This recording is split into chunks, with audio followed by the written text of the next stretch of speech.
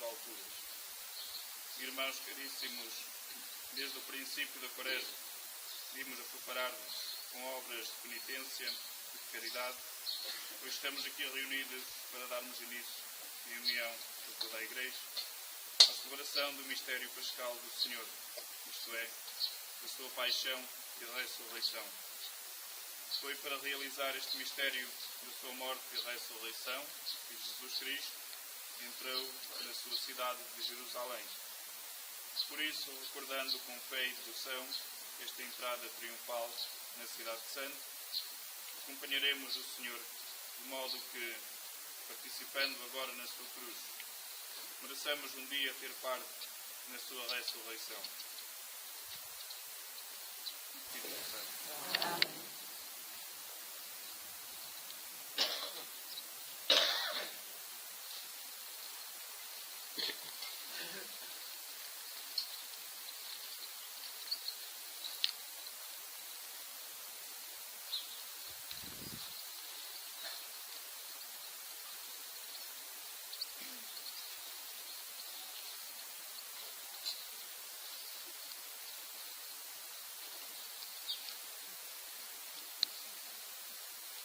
Evangelho de Nosso Senhor Jesus Cristo, segundo São Lucas. Naquele tempo, Jesus seguia à frente dos seus discípulos, subindo para Jerusalém. Quando se aproximou de Betfagé e de Betânia, perto do Monte das Oliveiras, enviou 2 discípulos e disse-lhes: ide à povoação que está em frente, e ao entrares nela, encontrareis um jumentinho preso, que ainda ninguém montou. Soltai-o e trazei-o. Se alguém perguntar por que soltais, respondereis: o Senhor precisa dele. Os enviados partiram e encontraram tudo, como Jesus lhes tinha dito. Quando estavam a soltar o jumentinho, os donos perguntaram: por que soltais o jumentinho? Eles responderam: o Senhor precisa dele. Então levaram-no a Jesus e, lançando as capas sobre o jumentinho, fizeram montar Jesus. Enquanto Jesus caminhava, o povo estendia as suas capas no caminho. Estando já próximo da descida do Monte das Oliveiras, toda a multidão dos discípulos começou a louvar alegremente a Deus, em alta voz, por todos os milagres que tinham visto, dizendo: bendito o Rei que vem em nome do Senhor. Paz no céu e glória nas alturas. Alguns fariseus disseram a Jesus, do meio da multidão: Mestre, repreende os teus discípulos. Mas Jesus respondeu: eu vos digo, se eles se calarem, clamarão as pedras. Palavra da salvação. Glória a vós, Senhor.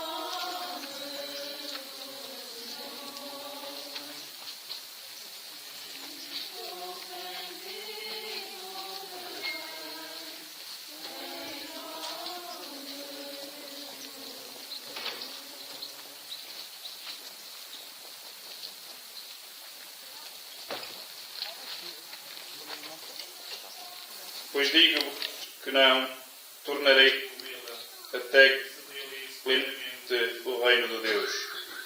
Então, tomando um cálice, deu graças e disse: vós, pois digo-vos que não tornarei a beber do fruto da videira até que venha o reino de Deus. Depois, tomou o pão e, dando graças, partiu e deu-lhe, dizendo: isto é o meu corpo, entregue por vós, fazei isto em memória de mim.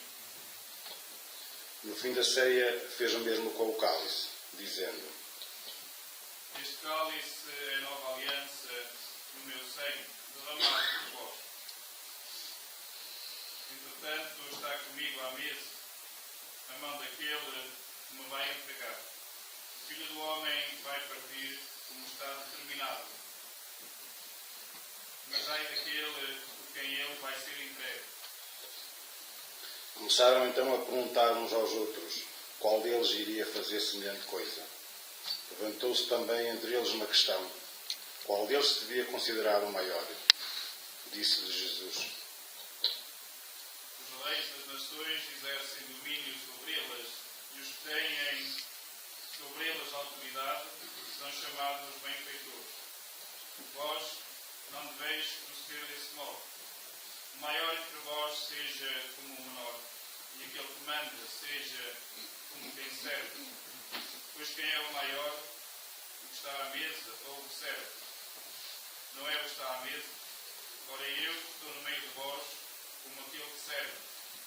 Vós estiveste sempre comigo nas minhas provações. E eu preparo para vós um reino, como o meu Pai preparou para mim. Comereis e bebereis à minha mesa, no meu reino, e sentados-vos em tronos, a julgar as 12 tribos de Israel. Simão, Simão, Satanás vos reclamou para vos agitar na joelha como trigo. Mas eu roguei por ti, para que a tua fé não desfaleça. E tu, uma vez convertido, fortalece os teus irmãos. Pedro respondeu-lhe: Senhor, eu estou pronto a ir contigo, até para a prisão e para a morte. Disse-lhe Jesus: Eu te digo, Pedro, não cantará hoje o galo, sem que tu, por 3 vezes, negues conhecer-me. Depois acrescentou: Quando vos enviei sem bolsa, nem alforjes, nem sandálias, faltou-vos alguma coisa? E eles responderam que não lhes faltara nada. Disse-lhe Jesus: Mas agora, quem tiver uma bolsa, pegue nela, bem como no alforje, e quem não tiver espada, venda a capa e compre uma. O que eu vos digo se deve cumprir em mim o que está escrito. Foi contado entre os malfeitores. Na verdade, o que me diz respeito está a chegar ao fim. E eles disseram: Senhor, estão aqui 2 espadas. Mas Jesus respondeu. Basta.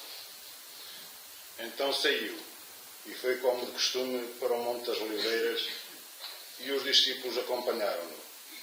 Quando chegou ao local, disse-lhes: Orai para não entrares em tentação. Depois afastou-se deles cerca de 1 tiro de pedra e, pondo-se de joelhos, começou a orar, dizendo: Pai, se quiseres, afasta de mim este cálice. Todavia, não se faça a minha vontade, mas a tua. Então apareceu-lhe um anjo vindo do céu para o confortar. Entretanto, em angústia, orava mais instantemente. E o suor tornou-se como grossas gotas de sangue que caíam na terra. Depois de ter orado, levantou-se e foi ter com os discípulos, que encontrou a dormir por causa da tristeza. Disse-lhe Jesus: Porque estáis a dormir. Levantai-vos e orai para não entrares em tentação. Ainda ele estava a falar quando apareceu uma multidão de gente.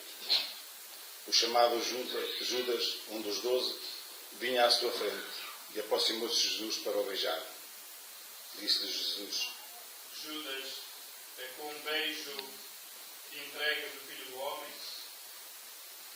Ao verem o que ia suceder, os que estavam com Jesus perguntaram-lhe.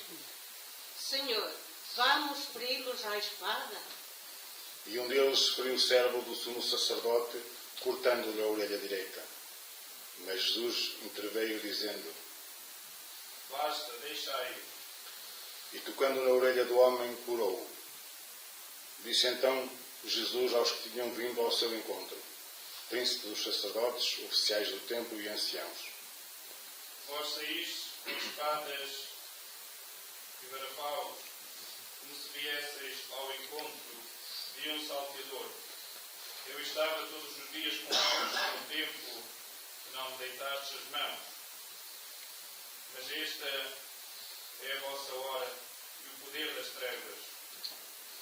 Apoderaram-se então de Jesus, levaram-no, introduziram-no em casa do sumo sacerdote. Pedro seguiu-os de longe. Acenderam uma fogueira no meio do pátio, sentaram-se à volta dela e Pedro foi sentar-se no meio deles. Ao vê-lo sentado ao lume, uma criada, fitando os olhos nele, disse: Este homem também andava com Jesus. Mas Pedro negou-o. Não o conheço, mulher. Pouco depois disse outro ao vê-lo. Tu também és um Deus? Mas Pedro disse: Homem, não sou.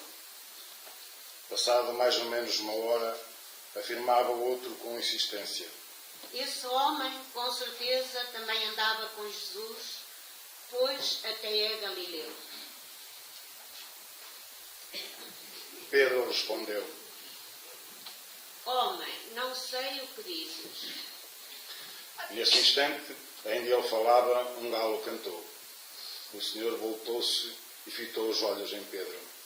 Então Pedro lembrou-se da palavra do Senhor, quando lhe disse: Antes do galo cantar, me negarás 3 vezes.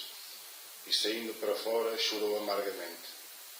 Entretanto, os homens que guardavam Jesus troçavam dele e maltratavam-no. Cobrindo-lhe o rosto, perguntavam-lhe: Adivinha, profeta, quem te bateu? E dirigiam-lhe muitos outros insultos. Ao romper do dia, reuniu-se o conselho dos anciãos do povo, os príncipes dos sacerdotes e os líderes. Levaram-no ao seu tribunal e disseram-lhe: Diz-nos se tu és o Messias. Jesus respondeu-lhes: Se eu vos disser, não acreditareis. Se fizer alguma pergunta, não respondereis. Mas o Filho do Homem sentar-se-á, doravante, à direita do poder de Deus. Disseram todos. Tu és então o Filho de Deus? Jesus respondeu-lhe: Vós mesmo dizeis que eu sou. Então exclamaram: Que necessidade temos ainda de testemunho? Nós próprios o ouvimos da sua boca. Levantaram-se todos e levaram Jesus a Pilatos. Começaram a acusá-lo, dizendo: Encontramos este homem a sublevar o nosso povo, a impedir que se pagasse o tributo a César e dizendo ser o Messias Rei. Pilatos perguntou-lhe: Tu és o Rei dos judeus? Jesus respondeu-lhe.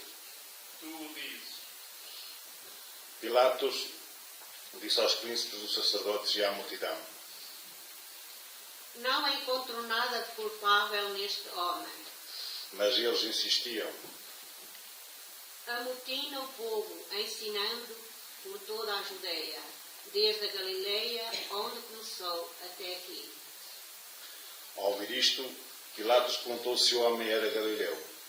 E ao saber que era da jurisdição de Herodes, enviou-o a Herodes.